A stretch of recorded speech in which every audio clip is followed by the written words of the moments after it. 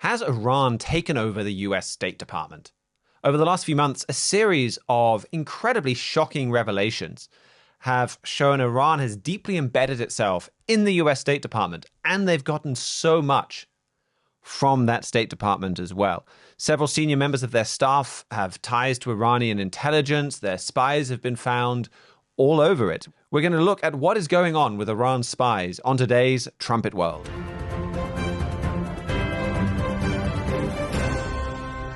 I'm joined today by the Trumpet's Middle East correspondent, Mihailo Zekic. Now, Mihailo, we've had quite a lot of big news recently about this infiltration from Iran into the State Department. Can you summarize it for us? Yes, well, the big story that most of this is revolving around centers around a figure named Robert Malley. He was one of the negotiators for the 2015 JCPOA, the Iran nuclear deal under Barack Obama. And in 2021, Biden appointed him as the special envoy for Iran, a new unique role that he created just for him. With that experience, as I mentioned, and with the Obama administration, you could figure what Biden was hoping Malley would be able to accomplish. And sure enough, in 2023, months before October 7th happened and any overtures of the West were killed, there were rumors that there was a new nuclear agreement being in the works between Biden's State Department, including Mr. Malley, and Iran. Nothing was ever officially released to the public. There was no text we could pore over. But from what we can understand, again, until October 7th, there was an unofficial understanding between the Biden government to unfreeze certain sanctions and send money over to Iran in exchange for them halting their nuclear program. That was been confirmed by both Iranian and Israeli figures. But while all of this was going on and Malley was doing all of his negotiations with Iran, we got some pretty shocking revelations about this guy. Yes. Well, on April 22nd, Malley got his... Was this 2023? 2023, yes. He got his security clearance suspended by the FBI and then eventually was put on leave by the State Department. Nobody was saying why. There was a lot of questions surrounding it. Then in the autumn of that year, Semaphore and Iran International jointly published the fruits of an investigation they've done, where it turns out Malley has basically been surrounding himself with Iranian spies, or at least Iranian assets within the United States.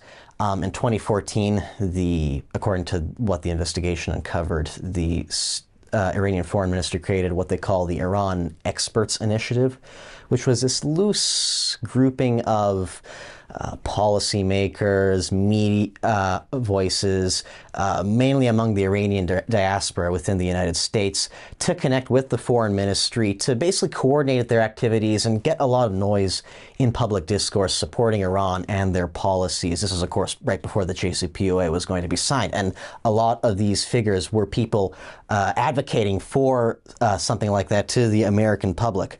As far as Malley is concerned, there's three people of note. There's Ali Vaiz, who is actually Malley's protege in the International Crisis Group, a think tank that Malley headed between 2018 and 2021. And then there's Dina Esfandiari, who's a senior advisor at the same think tank. And then we finally have Ariane Tabatabai, who's probably the most controversial among them. She's actually a U.S. government employee. She was actually appointed as part of Malley's team in 2021. She later left, but then she got a job at the Department of Defense as a chief of staff. And there was other things that have since been reported in media about his security clearance, like him using a private email server that was compromised and leaked confidential information out there, where we heard that before with the State Department. So what was he employing these people to do? Well, again, some of them were colleagues of his in the think tank I mentioned, the International Crisis Group. In Tabatabai's case, she was actually part of his staff in his role as negotiating with Iran and whatnot. So she was basically a double agent, except that for all intents and purposes, I think it's safe to say most people in his company knew that she was, like, there was no secret. So this Iranian influence group, it's more than influencing public opinion on Iran.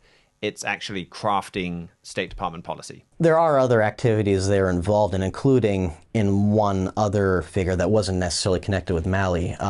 He was actually ghostwriting pieces for the Iranian Foreign Ministry for major media outlets to try and help them out with their public relations image. In Tabatabai's case, he was actually meeting with officials in the Middle East, including from places like Saudi Arabia and Israel, while consulting with the Iranian Foreign Ministry ahead of time on how to conduct those meetings, or at least those were in the works. So, to paraphrase Oscar Wilde, to appoint one Iranian agent looks like carelessness, or misfortune, sorry. To appoint two looks like carelessness.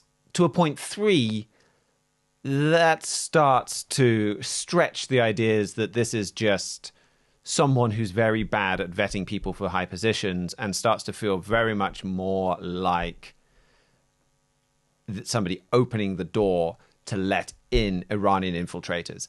And given that the FBI suspended his security clearance, clearly it's not just a couple of armchair commentators that have that suspicion. Exactly.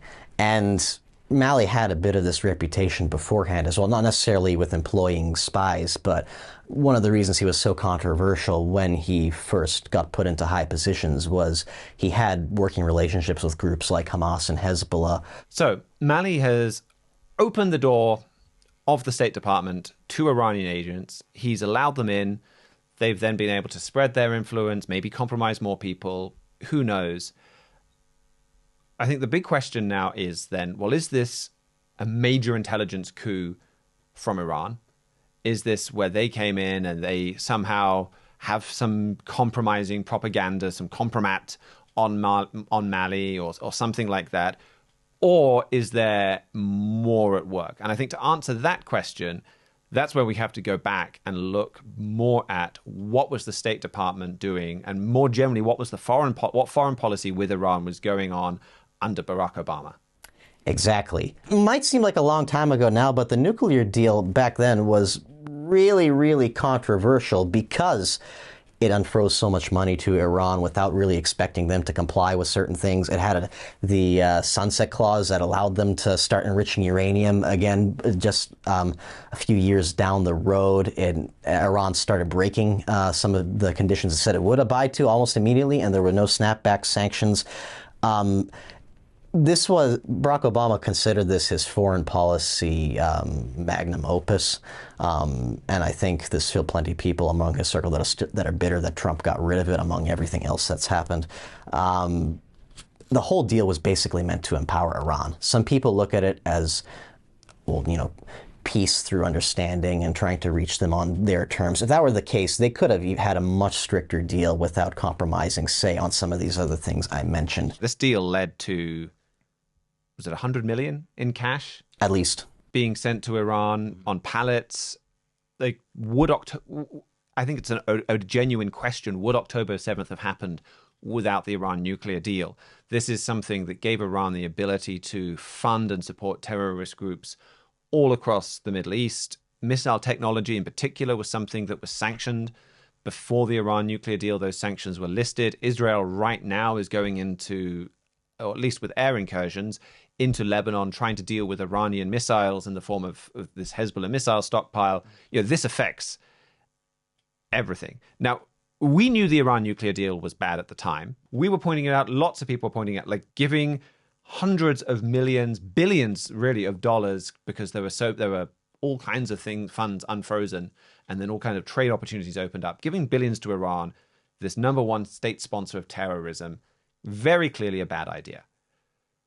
We have received more information since then, and even just in the last few weeks, on how bad this was. Indeed. A prominent example, although I think it should be more prominent, is the former intelligence official John Schindler. He runs a blog of just compiling different stories that come up in the intelligence community, but he also has experience with intelligence work himself.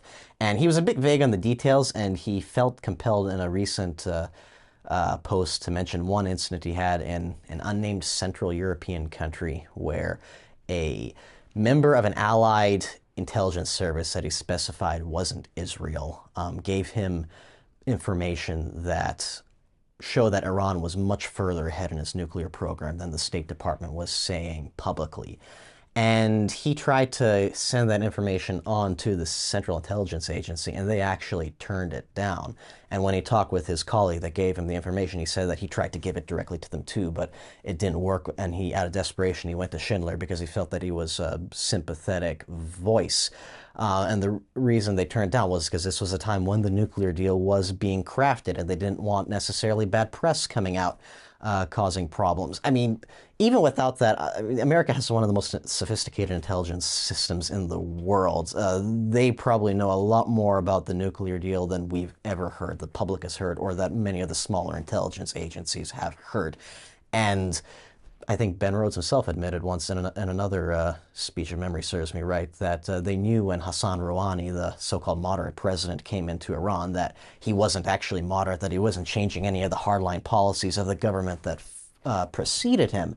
But they were still framing it as this Iranian perestroika that was going to bring a thaw in relationships and somebody that they could work a nuclear deal with. But this there's been a few other revelations within the last few years as well. There's been news that some of Obama's inner circle have even kept up the outreaches to Iran while the Trump administration was in power. I mentioned Malley. That is definitely worth getting into. Just before we move on, I thought you made a great point about America's intelligence agencies, where they actively close their ears. I think that example was one. Another example that came out only after the government was out of office, I think, or only after the nuclear deal was done, was the Drug Enforcement Agency's Project Cassandra, where they uncovered this massive drug arrangement between Venezuela and Hezbollah.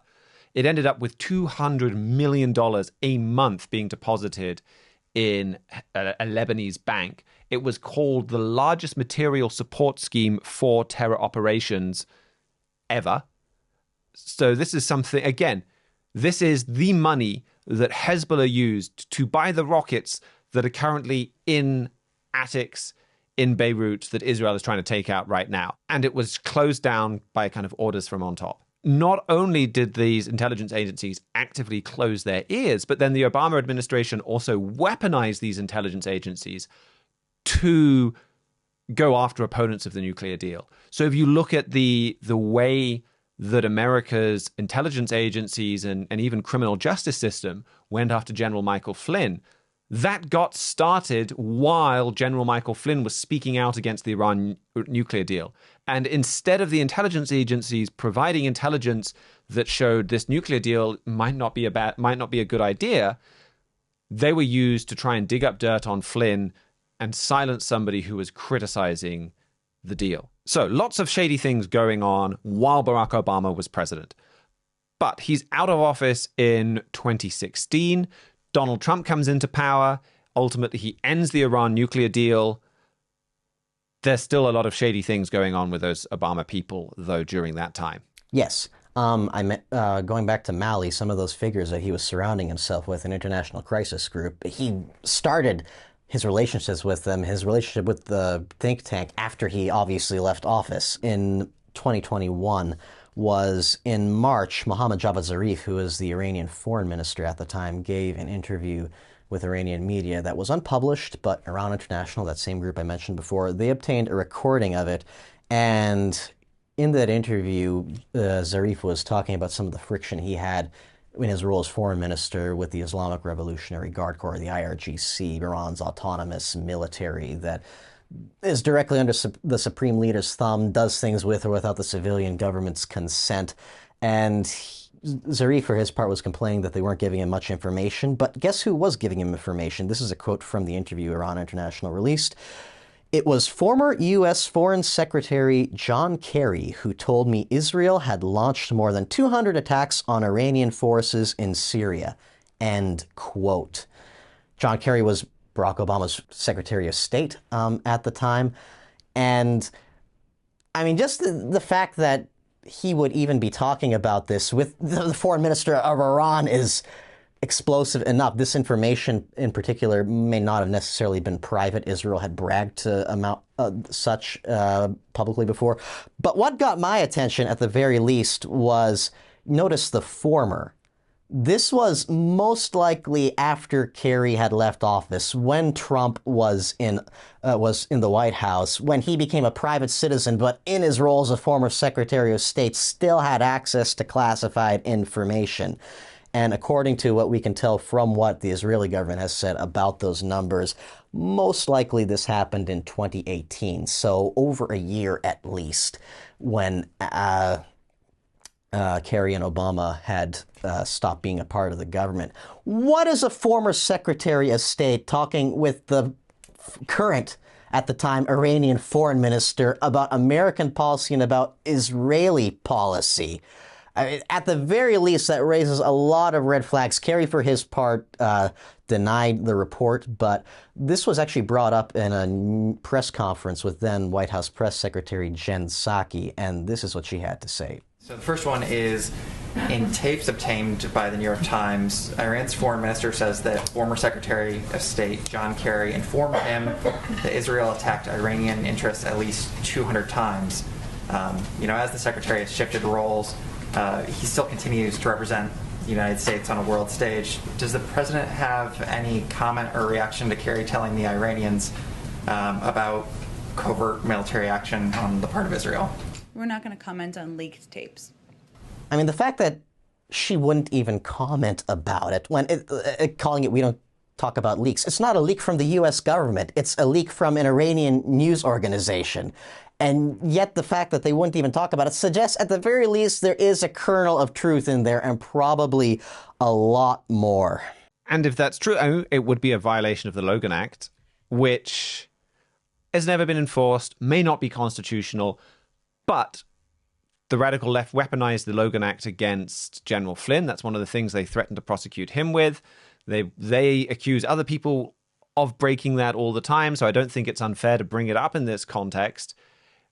And that is exactly what the Logan Act is designed to prevent. Not to prevent an incoming administration from getting its foreign policy ready, but to prevent a private citizen behind the scenes of the current government running an alternative foreign policy. And during this time, Iran was, okay, yes, in general, an American enemy, but also very specifically was talking about doing things like assassinating the sitting president. Indeed, we have another video we could play right now. This was released on Supreme Leader Ayatollah Ali Khamenei's website.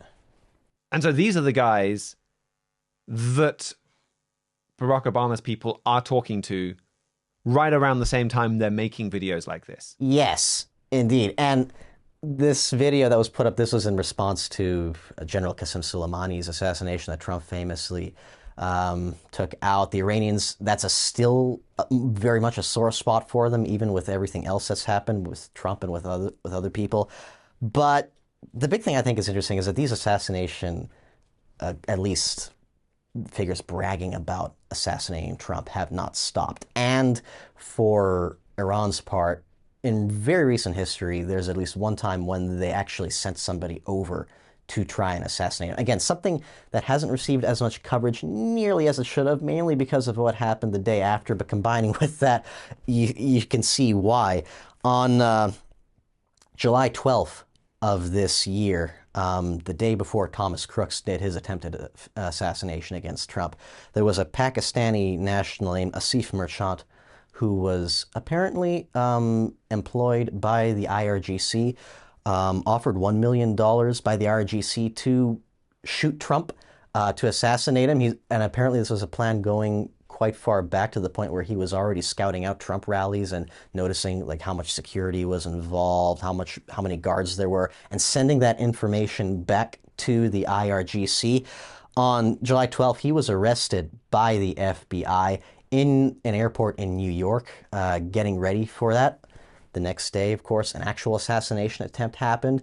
There's been a lot of questions about Trump's security detail and how the Secret Service was understaffed and how they failed purposely, most likely, in doing the job in securing the building that crooks operated from. The day before that, the FBI literally captured a foreign national employed by Iran to do the same thing. At the very least, why was not security immediately beefed up when news of that came out, or when they first got the tip-offs? You would think that would be a huge red flag, especially if it's somebody the IRGC is taking seriously enough to offer that kind of money to. I mean, it's not just the State Department, I think, that we can lump in with getting infiltrated by different groups. So we've gone over the way Barack Obama empowered Iran, the way his officials continued to work with Iran while out of office. Then Joe Biden comes to power, and some of the very same people that were negotiating with Iran under Obama are given very similar jobs. Off they vote to go empowering Iran. I think more quietly this time. There was a lot of public opinion. People like Benjamin Netanyahu really raised a hullabaloo about that previous nuclear deal. So they empower Iran, but they don't sign a massive treaty, and they try and keep it out of the headlines. They do this for 4 years. Now we're coming up to an election. And then, well, this came up on the Week in Review last week, where Iran is showing pretty strongly who it wants to win that election. Indeed. There was, well, we talked about it again in the Week in Review, but we can mention it here. The FBI last week announced that they found that Iranian hackers had taken what they call non-public information and tried to give it over to the Biden team, as in the Joe Biden election campaign, not the Kamala Harris campaign. So this automatically dates when this happened to, at least not within the last few months. The campaign for themselves has said that none of that material was used and they didn't respond. We don't know what kind of material it was. But the big question is, why are we finding out about this now?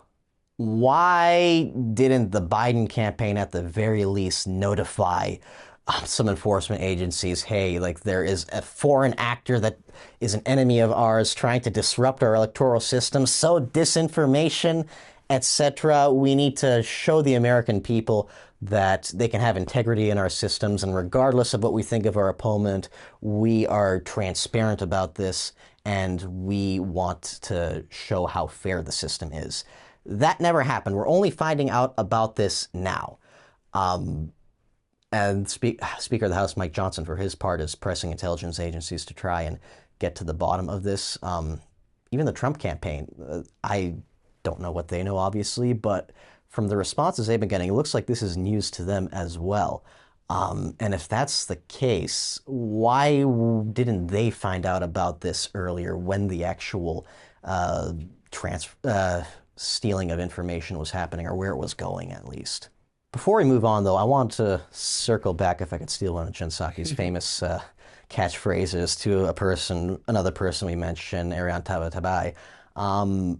Malley, at this point, her old boss, has a security clearance suspended. He's on unpaid leave from the State Department. Tabatabai is still working for the government. That we know of. She's still an employee in the Department of Defense, in the Pentagon, and she still has access to classified information, even with, like, it's been about a year since the Iran International Semaphore stories have come out.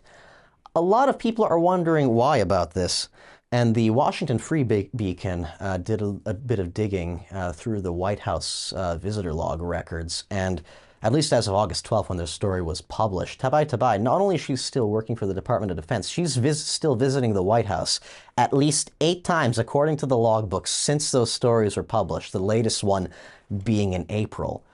So there's a known Iranian spy in the White House. Yes. And this obviously caused a stir among some of the Republicans in Congress. Senator Tom Cotton and Representative Elise Stefanik pressed Kamala Harris especially about the connections with this. Tabatabai, for her part, she also has connections with Phil Gordon, who's her or Harris's national security advisor. They co-wrote 3 opinion pieces back in the day arguing on removing sanctions from Iran. And this may not necessarily be a smoking gun, but at least according to these congressional figures, they they asked Harris to give a testimony or some other evidence just to show exactly what her relationship is with Gordon and where Tabatabai fits in with there. Harris stonewalled them. She has refused to answer their requests to the point where Senator Cotton sent a letter to her on August 15th, quote, "The presence of such an obvious security risk in your inner circle should have elicited your utmost attention. It raises the question of whether you've been aware of Mr. Gordon's possible links to the Iranian regime and simply find your policies aligned enough with Tehran's interests that ties to that regime don't concern you." End quote. It's not just a few smaller outlets connecting the dots. Even members of Congress are concerned. And again, to this day, that I know of, no official response from the government has happened. I know that Tabatabai has had her security clearances reviewed. The results of that or haven't come out. She's obviously still working for the government. This is another one of those things, I think, as you mentioned, we're coming into an election year. The government does not want this to blow up, and the more they dig, there's probably going to be a lot more dirt that would make the current Democratic campaign electoral poison. So I think at this point they're stonewalling and they're trying to make as little noise as possible, let as few ripples in the media as possible go through is their only option. So I think it's very clear. This is not a Robert Malley problem. This is not one guy that Iran happens to have compromised and used that to smuggle a few people into the State Department. This is something that goes much higher than him. This is something that goes right to the top. And it is exactly as you were just reading from that congressman. Iran's goals align with Barack Obama's goals. And so he is opening the doors to the State Department and the Defense Department and these other organizations and allowing in Iranian agents. And it's not necessarily Iran being incredibly skilled at espionage. It is about an American administration empowering Iran. Indeed. And you mentioned Barack Obama. We talk about the Biden administration. I think it's common knowledge that Biden himself is not running the government. And the fact that he's employed so many former Obama people, the fact that Obama still lives within walking distance of the White House, all these things, all roads eventually lead up to him, which is what we've been saying for a long time. Our sister program, the Trumpet Daily, has been saying for a long time. I think now, though, a lot more people are beginning to realize it, if not necessarily connecting the dots with the man, connecting the dots with everything the man wanted to happen when he was officially president. And again, you look at October 7th right now, you look at what's going on with Hezbollah, you look at many other things that the current presidency has done with Iran, like unfreezing maybe not $100 billion from the get-go, but there have been billions of dollars worth of sanctions relief given to Iran leading up to October 7th. There's still dialogue in one way or another happening with Iran and its proxies. Everything that America's doing is to empower Iran, and you have to ask the question, why? And not just why, but why Iran? Like, even if you had the vision that America is an evil imperialist power and we need to empower global partners to fill the void and to get rid of colonialism, why aren't we seeing the same kind of infiltration, say, with North Korea or with Cuba or some of these other countries? Maybe there is, we don't know. But at least from what we could tell, the main story and the main focus of the government is on Iran. Why Iran? Well, Iran, as you could see with October 7th, as you could see with Hezbollah, has a special designs towards the Jewish state of Israel. You mentioned Israel before in it being tied up with some of these things, and with the Prime Minister there being one of the few people to speak up about this. We haven't talked about this so much on program, but Israel really gets under Obama's skin. Israel really gets under the deep state's skin. And it's not so much what Israel does as a country right now, but more of what it represents. Especially somebody like Netanyahu, who's taking a conservative direction, who's taken the country to represent more biblical values, embraces biblical history. For somebody like Obama, that who does not like what America represents, that does not like the Judeo-Christian values that underpin American society, the country where those values came from, that wrote the book that those values came from, at least as far as the physical people are concerned. That is the legacy that Obama is trying to go after. And that is where you need to understand spiritual Bible truth. Like we had our show on Egypt, or a segment on Egypt, do pretty well on YouTube, and it got out to quite a large number of people that don't often listen to us.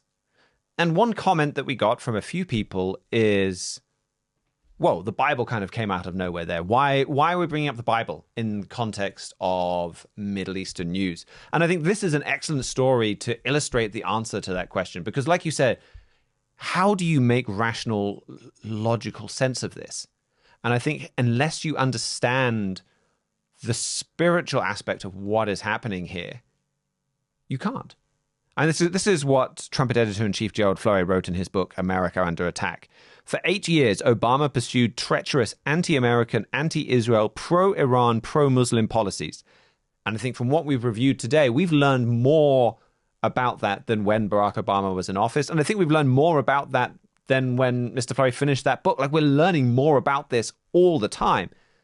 He lists several things that Barack Obama did. He said, most importantly, he empowered the most extreme elements within the world's #1 terrorist nation, Iran. And then he said, a little further down, Mr. Obama's support for the Iranian regime cannot be explained logically. Such a catastrophic policy can only be understood in the context of the satanic deception that blankets this entire world. And he referenced Revelation 12 and verse 9. And I think that is the case. You can only understand this if you understand that there is a God and that he is infinitely more powerful than the devil, but that there is a devil too, and that their spiritual influence is behind everything that happens on earth. That God is ultimately the architect of world events, that he is leading all of world events through in a plan that is in complete harmony with his master plan outlined in the gospel of bringing mankind into the God family. And there is an evil spirit world led by a devil that is doing everything that he can to disrupt that plan. And that plan works through Israel in the Middle East and the nations of biblical Israel, the nations that are also descended from Jacob or Israel. Israel in the Middle East being just one tribe, the Jews. There are other tribes, and God is working out a purpose through all of mankind. And he is working in a particular way through these nations of Israel to achieve that. And then you have a Satan, the devil, that hates that wants to stop that empowers nations like Iran that strike out in hate, and who then tries to get an individual in at the top of the United States, this basically Israelite superpower, and bring them down. And you understand that, and suddenly everything that has been happening here makes sense. And without that, I mean, even you have people like Lee Smith writing at the Tablet. He had an article several years ago. It was an excellent article at exposing how Barack Obama had empowered Iran. And in the last sentence or two, he just throws up his hands and says, but I can't understand why. Even with this kind of warped leftist worldview, what he's doing just makes no sense. And the Bible answers that question. Indeed.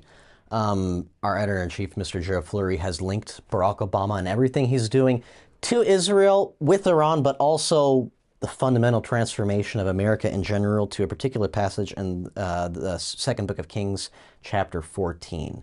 There it references a king named Jeroboam II. We know from other prophecies, like in Amos 7, that in the end time, including in America, there is to be a leader under or a prophetic parallel to Jeroboam II leading the country, which is why we know this history is prophetic.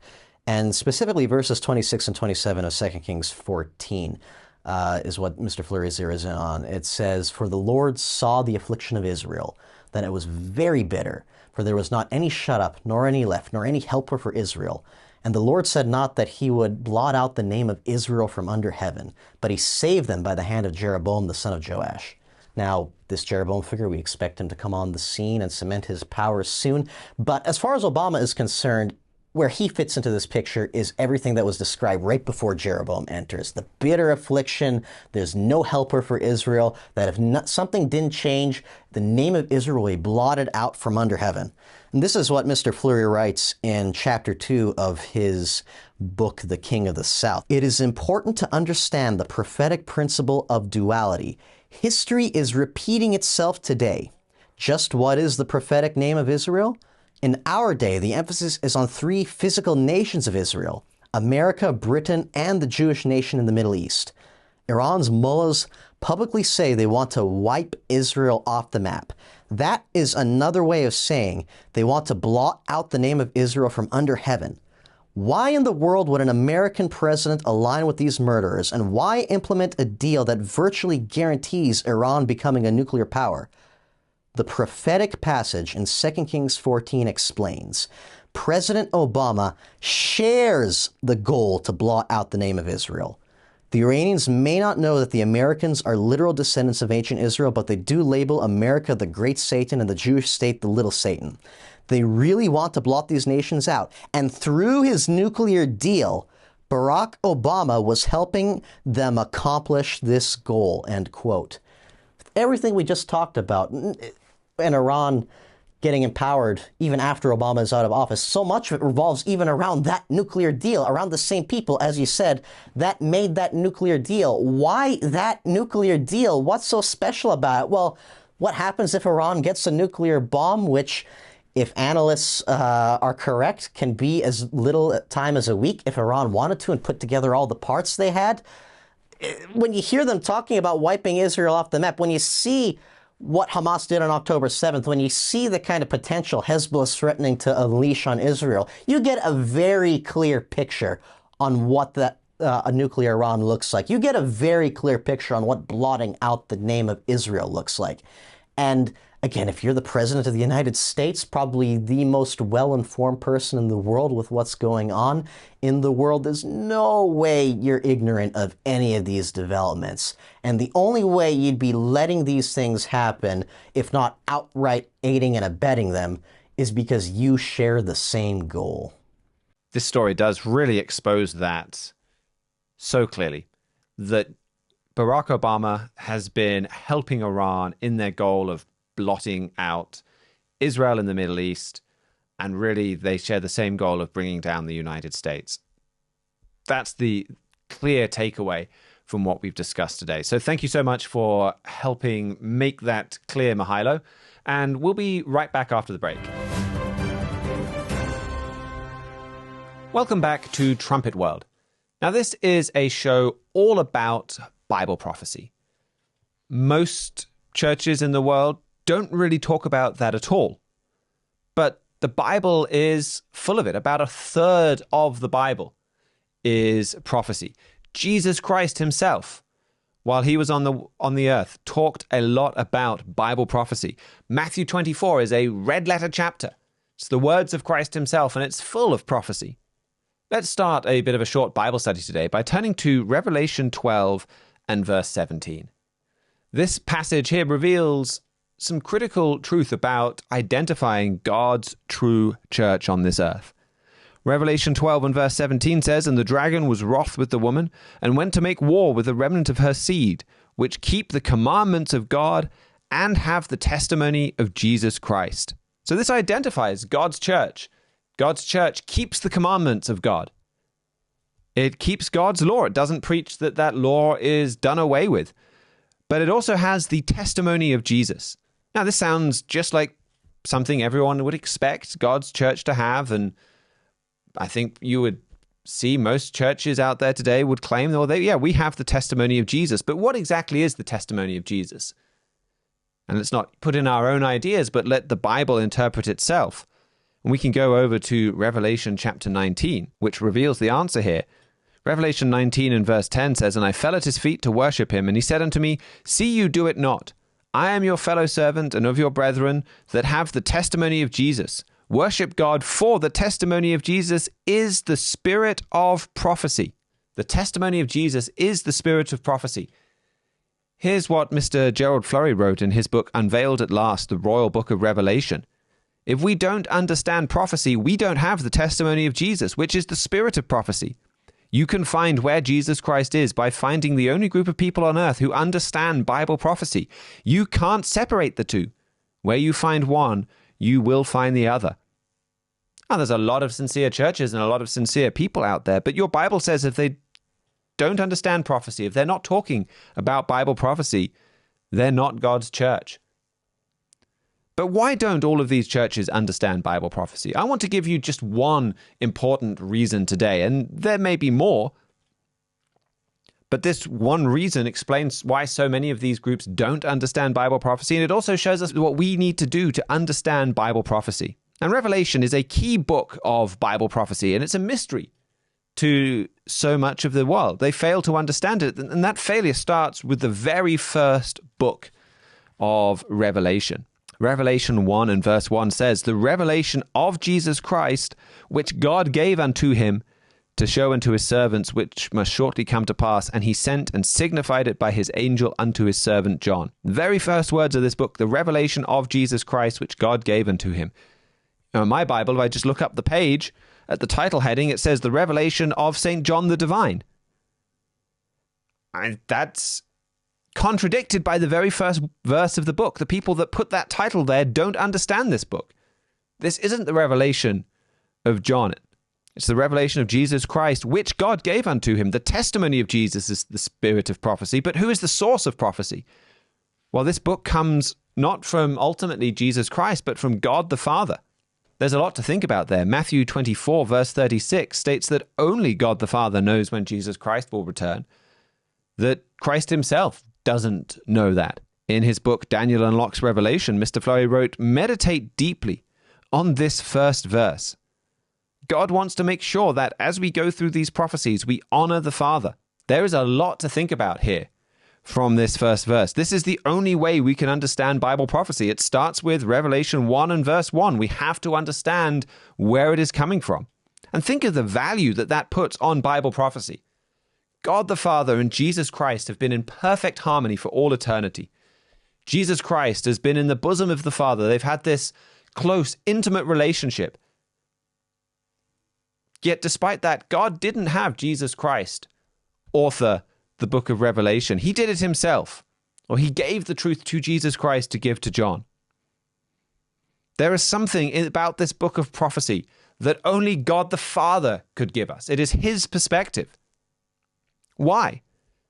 Well, isn't the book of Revelation all about beasts and armies and fantastical visions? Well, there are beasts and armies and there are dramatic visions in there. But ultimately, all Bible prophecy is about the family of God. It's about how practically God is building his family and working with mankind to give people the opportunity to become sons of God. And it shows us how world events fits in with that. In that same book, Daniel Unlocks Revelation, Mr. Flurry talks about how we need to understand how all Bible prophecy fits in to the God family context. And so when God gives the book of Revelation, well, that comes right from God the Father. So to understand Bible prophecy, we must honor the Father that reveals it. And think about what that means. There's a lot of implications to that.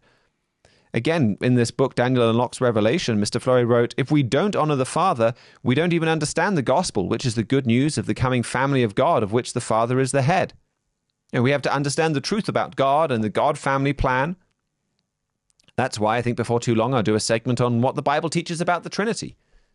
This is a Bible prophecy program, but that's something we have to understand. The gospel, the God family vision, to understand prophecy. And we need to build our own personal relationship with God the Father if we're going to understand this. Mr. Flurry referenced Malachi 1 and verse 6 in this context in that book, Daniel Unlocks Revelation, which says, "A son honors his father and a servant his master. If then I be a father, where is mine honor? And if I be a master, where is my fear, says the Eternal of hosts unto you? O priests that despise my name, and you say, wherein have we despised your name?" This is in Malachi 1 and verse 6. It's talking about God's own people that do not honor the Father, that stopped honoring the Father or never honored him. Verse 7 says, "You offer polluted bread upon my altar. You say, wherein have we polluted you? And that you say the table of the Eternal is contemptible." This polluted bread or spiritual food, polluted spiritual food is being offered up. Verse 8 talks about corrupt sacrifices. "You offer the blind for sacrifices. Is it not evil? You offer the lame and sick. Is it not evil?" And these people look religious, they're giving sacrifices, but they're polluted, they're compromised. And God says, well, if you're giving polluted sacrifices, you're not honoring the Father.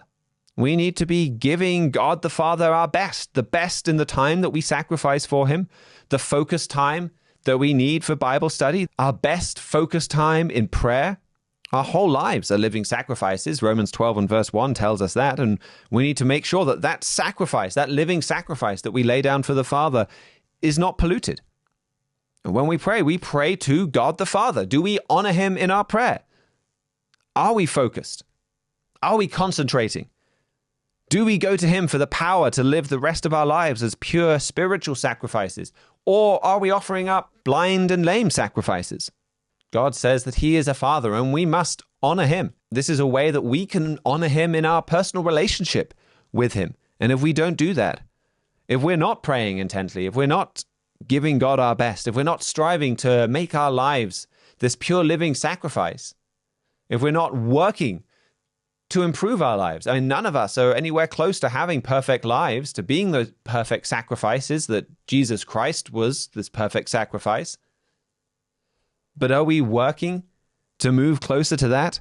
Are we working to obey God better, to practically put into practice what we're hearing? This is what we need to be doing to understand Bible prophecy. This is what we need to be doing to honor the Father. We'll look at Matthew 11 just as a final scripture here. Matthew 11 and verse 25 says, "At that time Jesus answered and said, I thank you, O Father, Lord of heaven and earth, because you have hid these things from the wise and the prudent and have revealed them unto babes." And notice, once again, it is the Father that hides and reveals. That's who Jesus Christ is talking to here. And the verse before puts this in context even of talking about the day of judgment, of understanding about Bible prophecy and God's plan. And that understanding comes from the Father. He will hide it and he will reveal it. And he reveals it only to those who are humble and childlike, to submit to the way that God is working, who honor him. So many of these world's churches stop at Jesus Christ. Herbert W. Armstrong wrote, "We cannot approach the Father by our own merits. We have none. Christ is the door, the way. One does not go to a door and stop. He goes on through the door. Christ gives us access to God, and he intercedes with God for us." We need to understand the role that God the Father plays in the gospel, in his plan. We need to be honoring the Father in our lives. We need to be submitting to God's government and understanding the way that he leads his church. All of this is about understanding the source of Bible prophecy, which we have to do to be able to understand it. Only if we do this and have this humble, childlike attitude that Jesus Christ talked about here will God the Father open our minds to really understand what he is saying in Bible prophecy. And when he does, that just opens up such an incredibly positive vision. It helps us tie in all of these events, some of which in the book of Revelation can be kind of terrifying. But it opens all of that up in context of the gospel, in context of the God family plan, and helps us really see that behind so many of these discouraging appearing events in the world, God is working out an incredible, wonderful purpose. You can read more about this subject of honoring the Father in our free little booklet, God is a Family, that will take you through God the Father's role that he plays in the God family plan. And again, that's not a separate subject to Bible prophecy. That is something essential to understand what God really wants to communicate to us with Bible prophecy. We also mentioned America Under Attack in the first half and King of the South. Both of those books really expose the way that Barack Obama has worked to bring down the United States and empower Iran, and the spiritual warfare, the spiritual agenda behind that.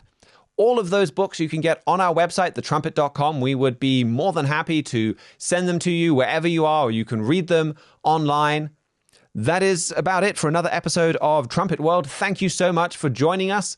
You can get in touch with us at trumpetworld@thetrumpet.com. We'd be very happy to hear from you. You can comment, you can like, you can subscribe, you can share the show. We're very happy to get that out there. Thank you to George Haddad for engineering and production, for Mihailo Zekid for coming in on the show earlier. We'll be back with our regular Weekend Review program on Friday, and until then, keep watching your world.